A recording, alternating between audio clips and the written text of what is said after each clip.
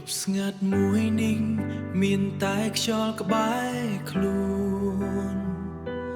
នឹកអូនម្ដងទៀតដោយគ្មានសិទ្ធទូរស័ព្ទទៅ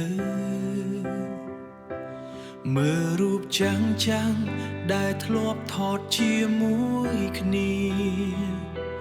ហើយសួរខ្លួនឯងថាអូនសុខសប្បាយទេបងដឹងថាពេលនេះ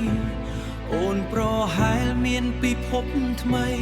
ចំណែកបងនៅកន្លែងដដែលជាមួយការនឹក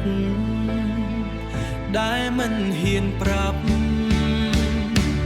កាន់តែនឹកកាន់តែមិនហ៊ានរំខានខ្លាចថាវត្តមានបងធ្វើឲ្យអូនពិបាកចិត្តបានត្រឹមលួចមើលអូនពីចម្ងាយហើយលាងទឹកភ្នែកទុកម្នាក់ឯងកាន់តែស្រឡាញ់កាន់តែត្រូវស្ងៀមព្រោះដឹងថាបេះដូងអូនមិនមែនសម្រាប់បងទៀតទោះនឹកប៉ុណ្ណាក៏មិនហ៊ានត្រឡប់ទៅ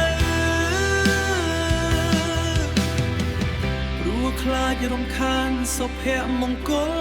អូនពេលឃើញអូនញញឹមក្នុងស្តូរីបងគួរតែសប្បាយចិត្តមែនទេតែជ្រៅក្នុងចិត្តវានៅតែឈឺព្រោះអ្នកក្បែរអូនមិនមែនជាបងបើថ្ងៃណាមួយអូននឹកបងដែរ